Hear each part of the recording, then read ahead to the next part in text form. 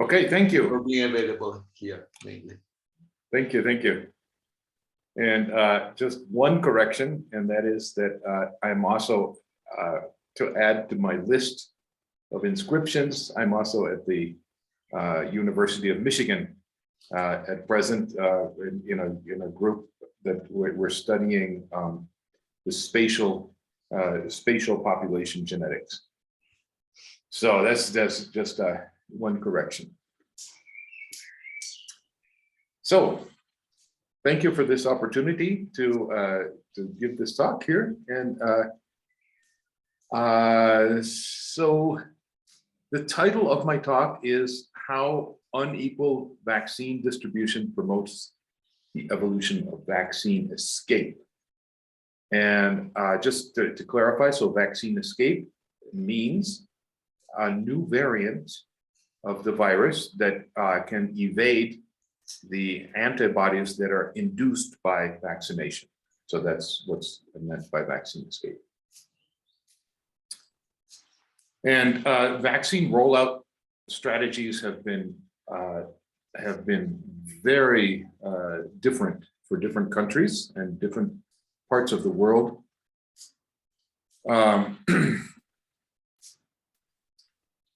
And so I guess one of the things that everybody has been hearing on the news repeatedly is sort of the call for vaccine equity, right? That is we have to distribute the available vaccine equally, both within and among countries. And why does this matter, right? And so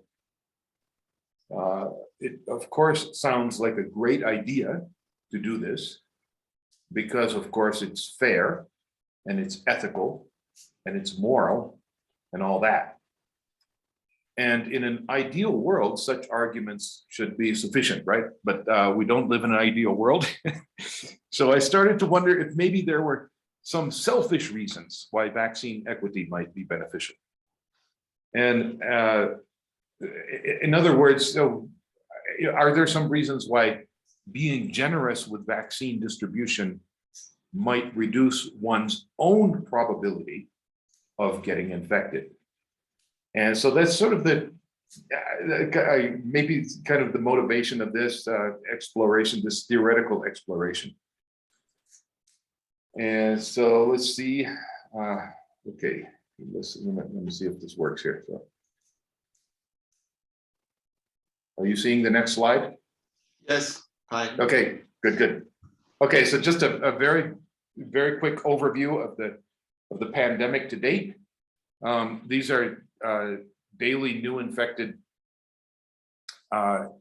new confirmed cases per million people, and you can see that, and this is up to yesterday, I guess. So so you can see that the new confirmed cases is not going down necessarily, right? And so.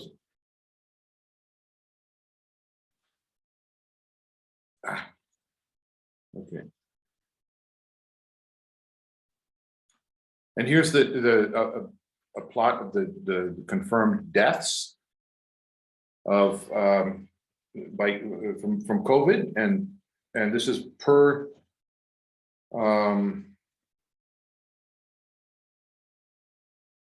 no, I guess this is total here. This is total. So 1.8 million confirmed deaths in Europe and about 1 million in the United States. So that's where we are. This is the sort of the world distribution of deaths per million people. You can see there's a few hot spots in Europe over here, and South America here,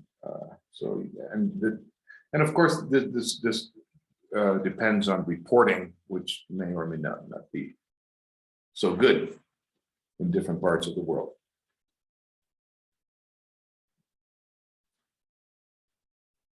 So this is the daily new confirmed COVID deaths per million people.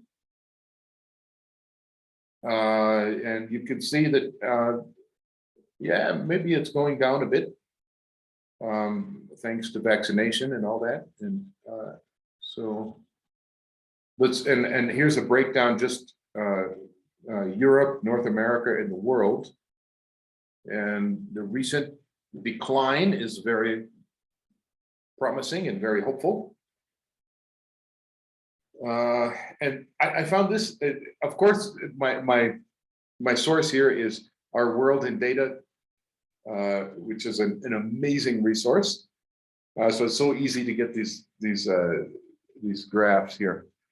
And I thought this is a really nice, very interesting sort of breakdown. This is daily new confirmed deaths per million people. And of course, and again, this is dependent on reporting. So whether the deaths are reported as COVID deaths or not. Oops.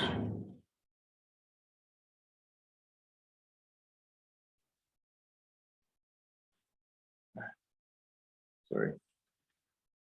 Okay, this is excess mortality. And this is deaths from all causes compared to projection based on previous years. So this is, and this is not therefore dependent on reporting. So this is maybe a more accurate view of where we are in the pandemic. And here's excess mortality by country, cumulative excess mortality by country across the world, and you can see there's some hot spots, etc. Oh, so let me back up. One thing I needed to tell you before I started was that the last time I gave this talk was in Brazil, and the talk spanned the range of seasoned professors who are very proficient in English to undergraduate students whose ability to understand English was highly variable. And so I actually gave this talk in Portuguese. So I have to confess and I have to apologize because some of the slides are, I think just a few of them, I was trying to translate as many as possible back to English. But so anyway, so some of the slides will be in Portuguese. But so this is the pandemic to date, and this is an old slide. And the other thing is some of these slides are, the data is older because of the fact that I gave this talk a few months ago in Brazil. And so I tried to update as much as possible the talk, but it's not, the model is not so dependent on this, on these data, right? So just, anyways, these are old slides from that. And okay, so now what about vaccination? How are we doing with vaccination? And this is, you can see here that Chile has done very well. And the rest of us are around here, and then Africa is way down here. So there's a very big disparity in vaccination. That's sort of the point of this. And one of the regions of the world that I will focus on, because it's kind of almost a model system for what we are modeling, is the region of Israel and its neighbors, because it's a very stark contrast between the rate of vaccination in Israel compared to the rate of vaccination in its neighbors, and you're going to see why this is such. It's almost like an experimental system for the model that we're presenting here. So, and you can see here that, okay, despite the fact, going back to this slide here, despite the fact that Israel had this a really ideal vaccine rollout strategy and vaccinated their population very quickly, and it was almost a model for the rest of the world in terms of vaccine rollout. And despite this fact, look at this next slide here. Okay, So what's up with that, right? I mean, that's the question. What's up with that? So now we have Israel's the most vaccinated country. I mean, it is one of the fastest vaccinated countries in the world. And yet you can see that recently there's this huge spike in confirmed cases in Israel, right? So what's up with that? And this doesn't this doesn't necessarily translate. Oops.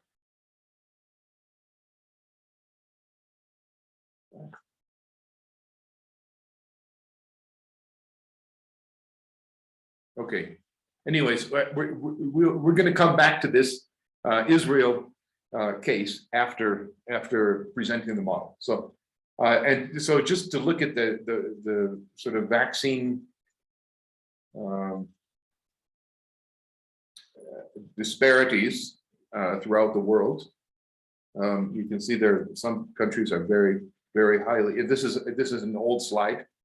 I'm sorry about that, but you can see some countries rolled out their vaccines very quickly and got their populations vaccinated very quickly, whereas other countries didn't. And this is vaccine doses administered per 100 people. And again, this is an old slide, so you can see there's a wide variation here. This is again an old slide. I'm sorry about this, but it really doesn't matter in terms of the modeling that we're trying to present here.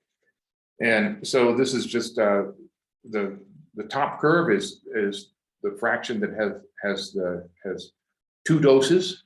The second curve is the fraction that has 1 dose, and the third curve is the fraction that has 3 doses. And this is as of October of last year. So this is an old slide, but again, that's really not important. Here's some more countries, as you can see, and now we can look at sort of the other end of the spectrum and see that there are many countries that have at that point in time had almost no vaccination. And I think we'll skip this. Okay, so the big sort of philosophical question here is vaccine inequity, of course, isn't fair, right? It's not fair. But the question is that we're addressing here, is it more than that? Is it more than just fairness? And there are some headlines in the news that came out.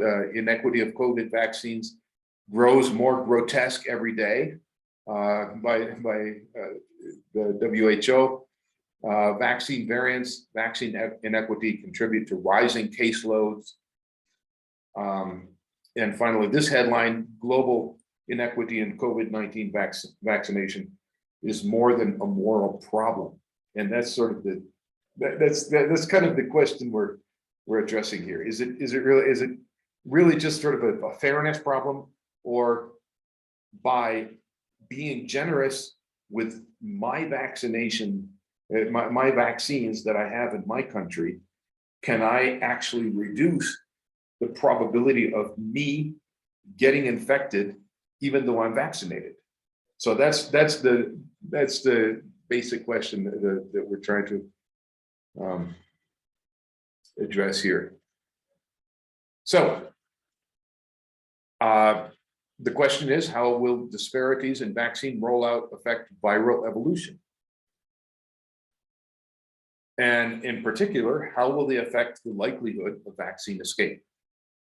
And this is again, this is from an old presentation, but from last year, but it's still relevant. I think a new study of coronavirus variants predicts virus evolving to escape current vaccines and treatments. And so this is the question we're asking is how does that sort of heterogeneity in vaccination around the world affect the probability of getting these vaccine escape? mutants. Okay, so now I'm going to present what we call in a straw man argument, and that is an argument that's sort of superficial and that is easily knocked down. So this is the straw man argument. And so if we think about things on the surface, vaccine escape should evolve in vaccinated regions, right? Makes sense, right? Vaccine escape mutants are advantageous in vaccinated regions, and there is significant selection pressure for vaccine escape in vaccinated regions. And therefore, vaccine escape mutants should evolve in vaccinated regions. Makes sense, right? And it's amazing how much I've seen this argument presented in the medical literature, in the public health literature, right? And here's an example from the Lancet, right? If substantial immune evasion occurs, current vaccines are likely to still offer some benefit to individuals. At the population level, however, they could induce viral selection and escape, making the prospect of achieving herd immunity increasingly remote. Okay, that's just one of many, many examples of this kind of argument that vaccine escape should evolve in vaccinated regions. And it's kind of intuitive, therefore, that vaccine escape should not evolve in unvaccinated regions, right? So vaccine escape mutants are neither advantageous nor disadvantageous in unvaccinated regions because there's no selection either for or against vaccine escape. And intuitively, therefore, vaccine escape mutants should very slowly should evolve very slowly, if at all, in unvaccinated regions, right? So if vaccines, so if vaccine escape mutations, if there's no selection for or against vaccine escape, then they will evolve as neutral mutations in the population, right? So they'll evolve very slowly, right? So and therefore, unvaccinated regions should play little to no role in the evolution of vaccine escape. So this is the kind of superficial argumentation that I've seen many times in the medical literature, that it's in highly vaccinated regions that we should see the emergence of vaccine escape. That's the idea. And of course, this is not true. This is a straw man, right? So why is the foregoing logic, why is it flawed? What's wrong with it? And the reason that it's flawed is that Darwinian evolution requires not one, but two ingredients, right? It doesn't just require natural selection, but you also have to produce heritable variation upon which the natural selection can act. And so there's plenty of selection in vaccinated regions that can act on heritable variation, right? But heritable variation is created by mutation or recombination, both of which happen during viral replication. And in highly vaccinated regions, there's not a lot of viral replication because there's just not a lot of infected people, and so you don't have a lot of viral replication, so you have fewer opportunities for vaccine escape mutations to arise, right? So heritable variation is severely limited in vaccinated regions. Okay, now I'm going to go back to many years ago when I worked at the Centers for Disease Control in Atlanta, and I was in the retrovirology branch of the CDC, and I studied HIV. And one of the things that it is well known in HIV, HIV literature and people who study HIV is the fact that that a reservoir for resistant mutations is the brain, lymph nodes, etc. Places where the antiviral medication can't enter, right? So you have the blood-brain barrier, right? And you have these antiviral drugs, and they can't enter the brain, and so you have this huge population of HIV in the brain or in lymph nodes that where there's no selective pressure, right? And what has been known for a long time is that a lot of the resistant mutations that are appearing in HIV patients are not coming from the peripheral blood or the rest of the body. They're coming from these what they call these areas where the drug can't enter. And I'm trying to think of the name of it. What I can't remember what they call it. But anyways, that's and so anyways, here's a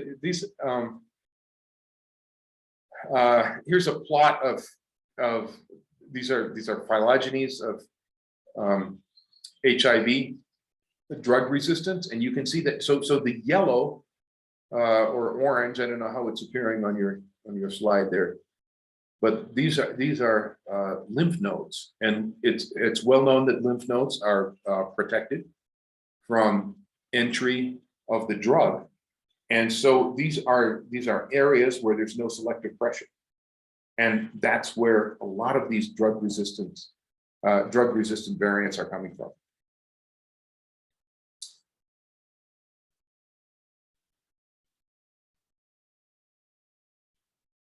And this is a paper about HIV.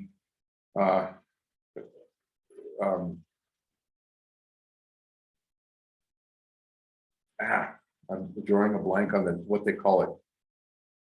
These are they're basically areas of the body that the drug doesn't enter. Anyway, so the idea is that I was thinking about COVID and the problem of the heterogeneity in vaccination around the world, and this kind of came to mind, and I thought, well, maybe this might apply to COVID, and this might, and it might be the case that resistant variants of COVID are coming not from highly vaccinated regions, but from these unvaccinated regions.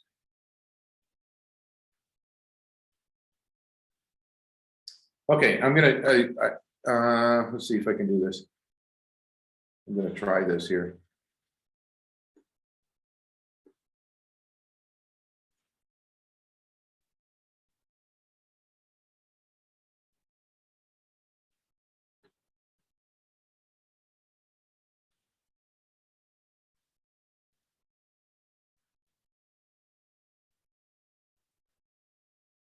Can you guys see that? Yes. Okay. So this is an experiment where they looked at they started with bacteria on both sides of this. It's an enormous feature plate, right? And what they did is they had increasing as you go towards the center of this plate. There are increasing concentrations of antibiotic, and so.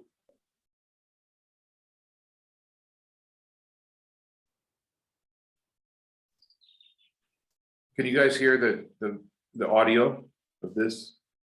We don't hear the audio. We see the video, but we can't hear. Can you hear it? So no sound. So there's no.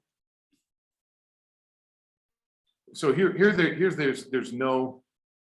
These are concentrations of antibiotic. As you go towards the center, it becomes increasing, you have increasing concentration of antibiotic.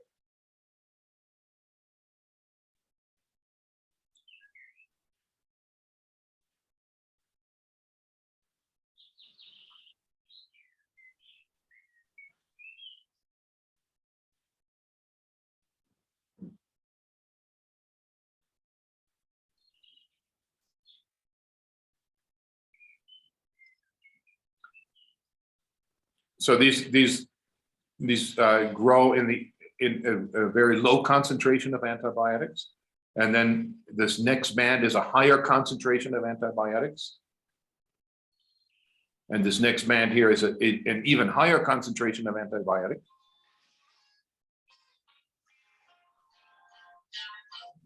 Pronto? Sì, sono un seminario, è una cosa velocissima.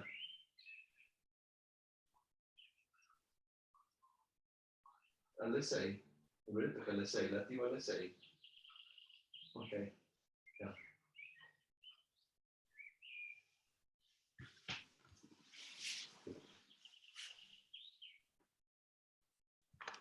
Okay, so let's see.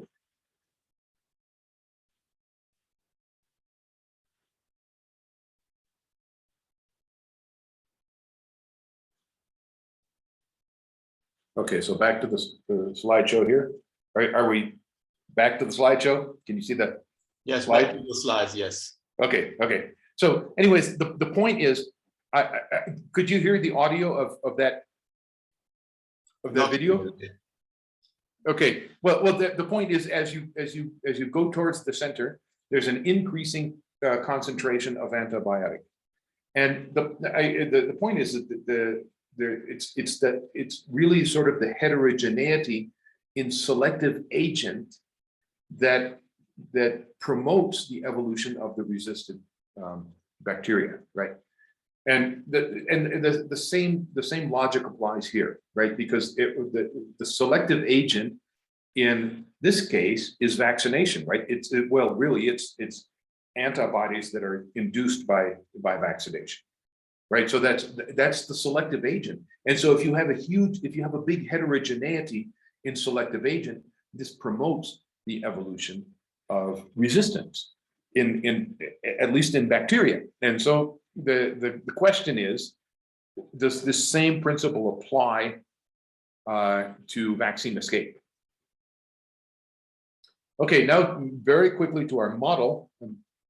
Our model is very simple. We have two patches. We have one patch in which you have it's highly vaccinated, and a neighboring patch in which there is no vaccination at all. So then the question is, what is the probability the vaccine escape in patch 1 comes not from patch 1, but from the unvaccinated patch 2? The second question is, how is the probability of vaccine escape in patch 1 affected by the existence of patch 2?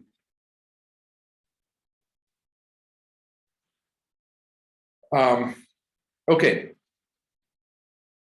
Next question is, suppose we have a limited amount of vaccine, and we have these two patches, and we can administer all of our vaccine to one patch, or all of our vaccine to the other patch, or some mixture of the two, and what's the optimal mixture of vaccination? So what is the total probability of vaccine escape as a function of vaccine distribution between the patches?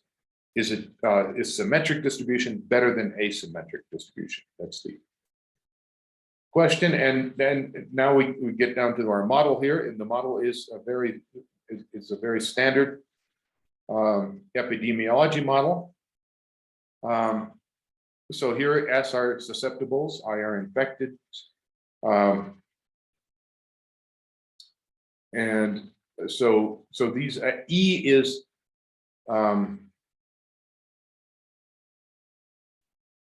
V are vaccinated, right? And E are people that are infected with escape mutants, right? And R are the recovereds here. And beta IG, IJ is transmission rate from patch I to patch J. Phi sub J is the vaccination rate in patch J. Gamma is the recovery rate. U is a composite per host mutation rate. And N is number of patches, and the dots, of course, indicate time derivatives. So this is the basic model here, and we have in the simplest version of our models, we just have 2 patches, but we've also explored scenarios where we have more than 2 patches. Sorry. Okay, so you guys, Italian is a Latin language, right? So you're, I hope you guys can figure this out. Yeah, we can figure more or less most. Okay. Okay, so right, I was trying to update my other slides, and then I didn't get time to translate these. Anyways, this is an infection with an escape mutant, and so mutation, escape mutants occur during growth of the virus in a host, right? In an infected host. And a mutant, an escape mutant, can infect any host that's not infected. That's the other assumption, and this occurs during normal transmission. And when a new host is infected, we assume that it's infected by a small number of virions. So it's a small inoculum size. And this occurs with a small probability.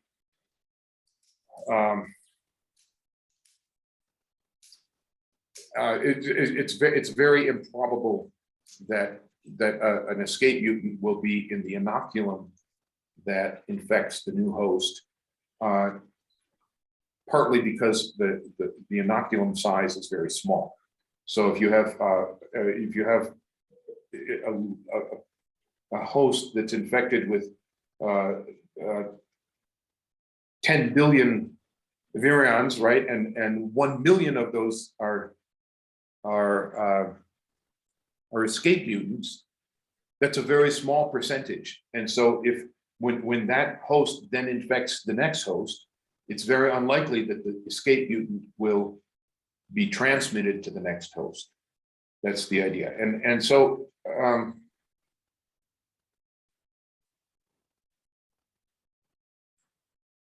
so if the infecting host has a population size of n viruses, and U is the mutation rate,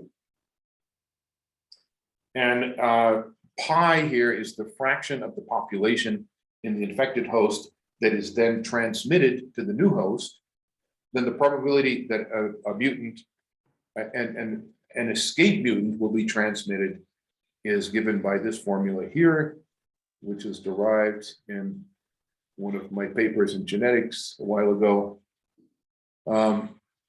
So anyways, the point is that it's a small probability. And here are some simulations. So these are simulations of the blue. This is a simulation of a chain of infections, right? So you have you have a new host here, and it goes up to a very high population size, and then it infects the next host. So it becomes very reduced to a very small bottleneck, right? And then it goes up to a very high population size again, and it gets reduced to a very small size again. And the escape mutant frequency here, you can see this that at this point in the simulation here, it goes up to pretty high frequency, but it doesn't get transmitted because it's a small bottleneck, right? And so we have a very small bottleneck size. So you have these. The message here of this slide is that it's kind of an all or nothing event.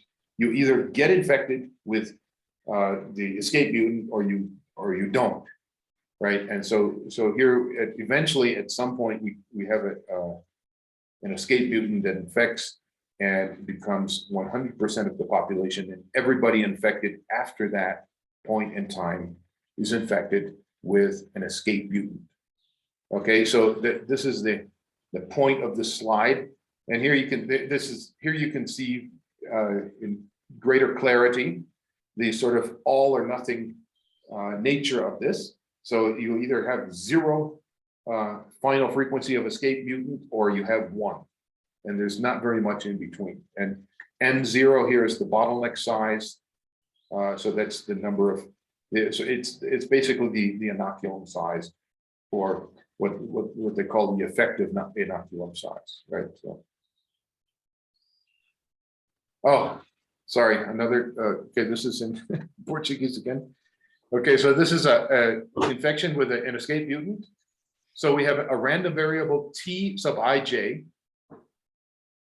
which is the time at which you have the first infection of a new host in patch J that's infected by a mutant, an escape mutant from patch I, right? And I and J, of course, can be the same thing. So I can equal J, so it can, you can be infected by somebody from the same patch in which you live, the same region, or you could be infected by somebody who lives in a different region. And these infections form a non-homogeneous Poisson process with intensity functions R defined as this. Okay, and these are intensity functions that are time dependent, and that's why it's a non-homogeneous Poisson process. And it's the infected number multiplied by the susceptible times M, which is the mutation rate, I guess. Yeah. No. I can't remember what M is. Anyways, so it can infect any susceptible, basically, right? But it can also infect the escape mutant can also infect vaccinated individuals, right? And it can also infect vaccinated and now resistant individuals. And lambda is basically the border porosity between regions. So we have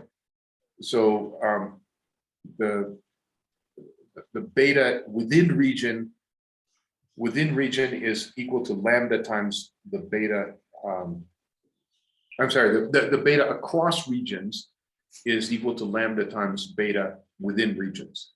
So it's the reduction in beta due to the border between the regions, and that's okay. Now, so the question one made precise.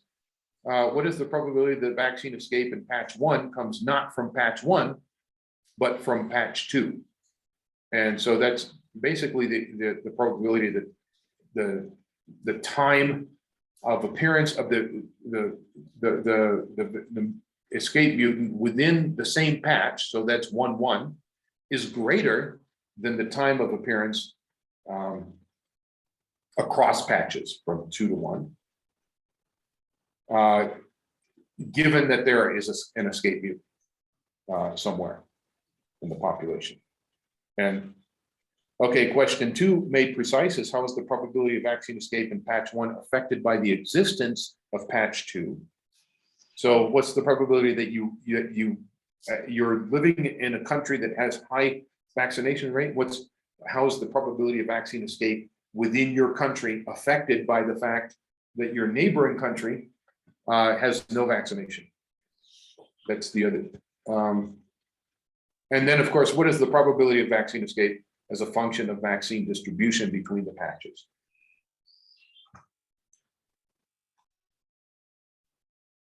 So this is a summary of the quantities of interest. We have the P, F, and epsilon there. And now the results. Oops, can you see that?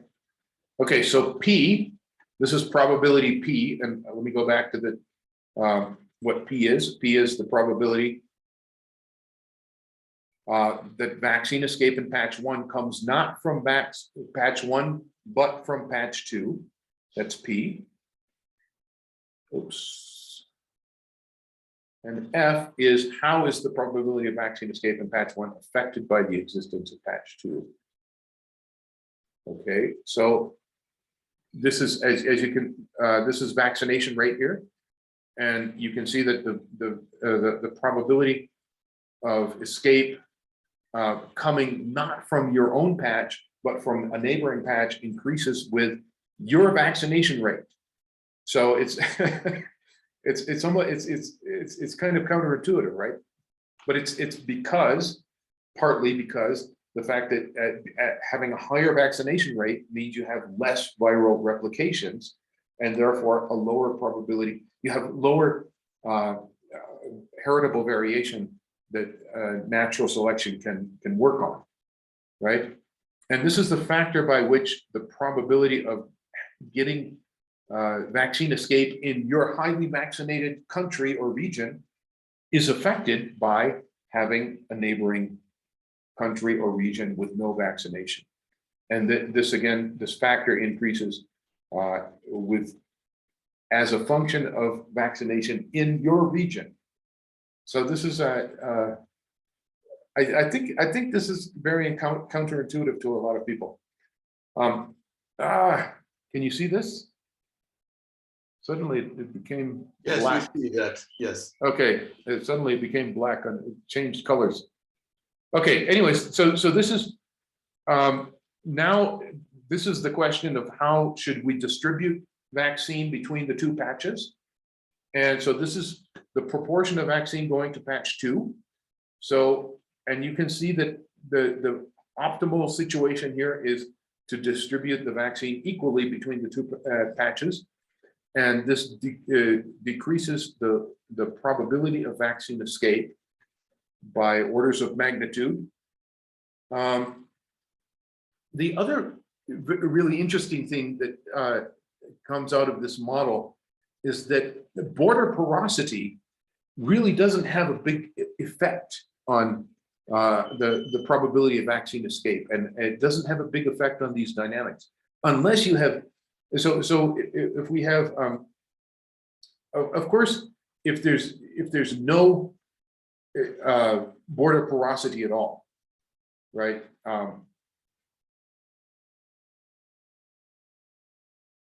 Let's see. Wait. So this is high border porosity, right? So if there's high border porosity, it's basically you have one region instead of two regions, right? But as you increase, so if you think of this sort of in economic terms, that we need to invest in tightening our borders, right? So that's one strategy that was talked a lot about in terms of COVID.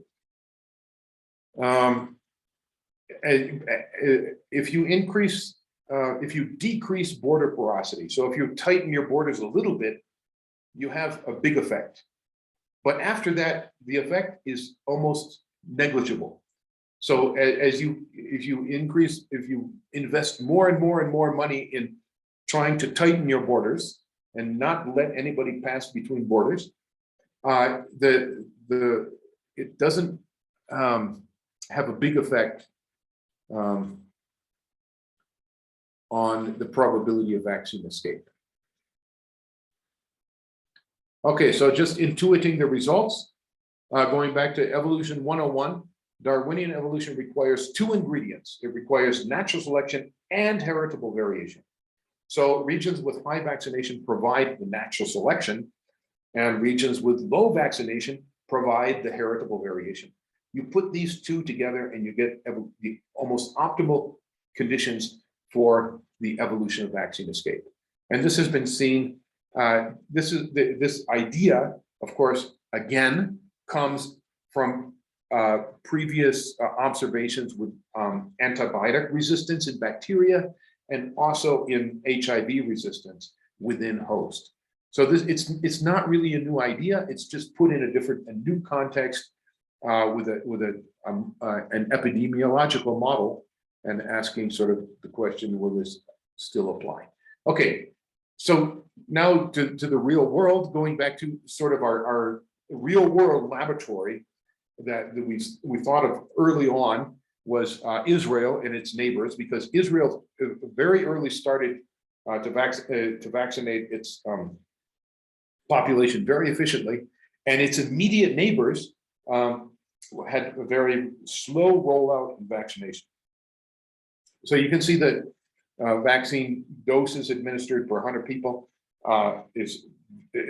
goes up very steeply with Israel compared to its neighbors, and yet we see that very recently there's a huge spike in new cases in Israel, and this has to be vaccine escape.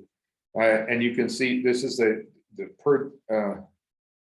so this is daily new confirmed cases. It's a rolling average, a 7-day average. And this is cumulative new cases per million people. And you see this huge spike in Israel. And so what's going on there? And is that vaccine escape? And is it coming from the neighboring countries? That's and of course, in the real world, it's not necessarily your immediate neighbors that are influencing you, because it could be that there are flights coming from other parts of the world. However, the vaccination in Israel appears to have some effect on mortality, because confirmed deaths are not the highest in Israel, despite the fact that they have the newest, this huge spike in new cases. And of course, this is all testing dependent. It depends on testing, and so this is all part of the equation. And you can see there's not a huge amount of heterogeneity in the estimated R naught between these countries, between Israel and its neighbors. And so what role is vaccination playing, and what role is vaccine escape playing in all of these plots here? Okay, so conclusions. Calls for vaccine equity are about more than just fairness. We have shown why vaccine equity is critical to ending the COVID pandemic. Our exploration of parameter space shows that unless borders can be closed at 100%, so no leaks, vaccine disparities will continue to efficiently promote the evolution of vaccine escape. And finally, if one's aim is to end the pandemic locally, that is within one's own borders, equal vaccine distribution within and outside one's borders seems to be by far the cheaper solution. And that's it. And these are my collaborators here. So. Sorry, I'm about 10 minutes over, I think. That's fine. Thank you. Timing was quite fine. Don't worry. So okay. I wonder if there are questions from the audience. If you want, you can just unmute yourself.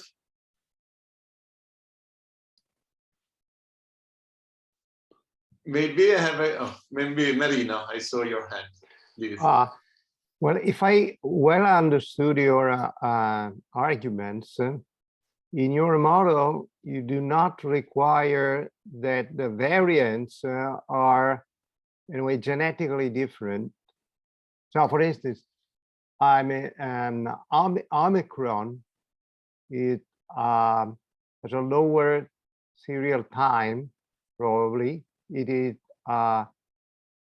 genetically far away from the variants for which we were vaccinated. But I understand that in your model, that is not a main requirement. Is that correct? Yes. So in this model, we assume that it's a sort of all else being equal model, right? Yes. So we assume that there's no cost to vaccine escape.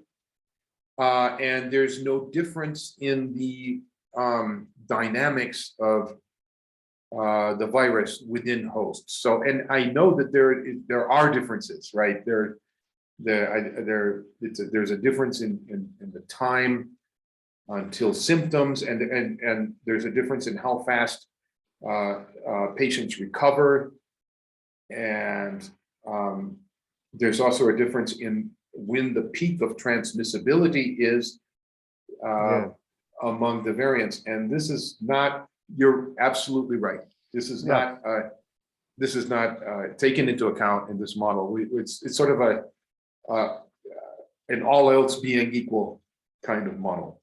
Yeah, in that sense, it's a quite strong argument in a way, because you don't have to, in a way, to include also that feature, which probably matters. Okay, but it's all based on this idea of the heritable variation. Okay. Well, yeah, I think it is. If I well remember, like at the very beginning, the virologists were actually, when people were in a way saying, well, we should try to reach herd immunity, and the virologists said, no, you should vaccinate people as fast as you can. I'm not sure, but they would say just to prevent a lot of variants. So in a way, they were kind of using your argument in a way. So, but anyway, thank you very much. It's very interesting talk. Thank you. Yeah, and one of the things that I guess I didn't mention is, and I put it in the title of the talk that I sent to you guys, is that, so supposing there is some overlap between vaccine-induced immunity and natural immunity, right? So in that case, there this promotion of vaccine escape by this very unequal vaccine distribution can also have an effect on not only vaccine escape, but escape to natural immunity, right? Mm-hmm. So if there's some overlap there, and I think it's reasonable to suppose that there is some overlap, because natural immunity also targets the spike protein, and so it seems reasonable that there is some, yeah. Mm-hmm.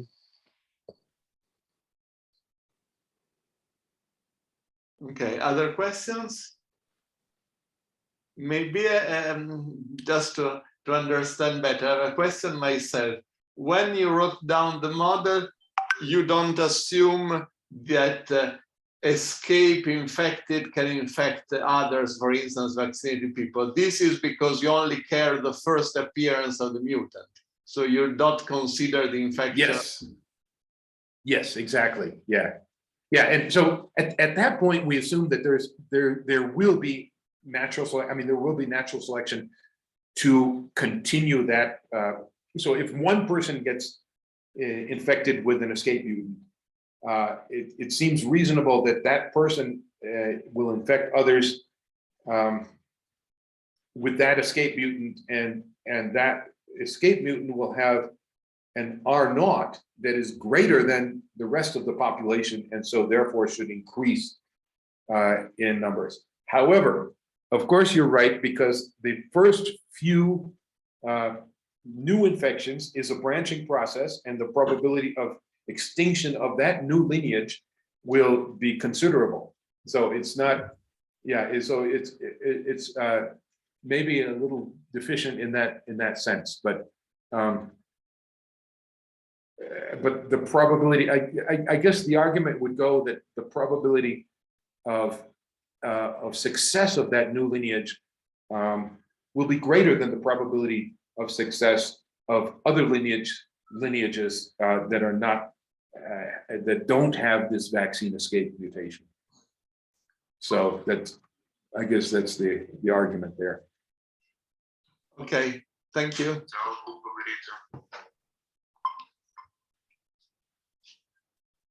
Other questions?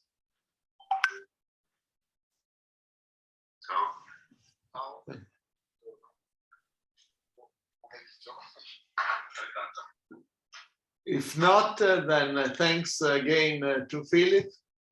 Thanks a lot for this interesting talk. And we meet those of us that wish in 2 weeks for the next seminar. And thanks again to everybody.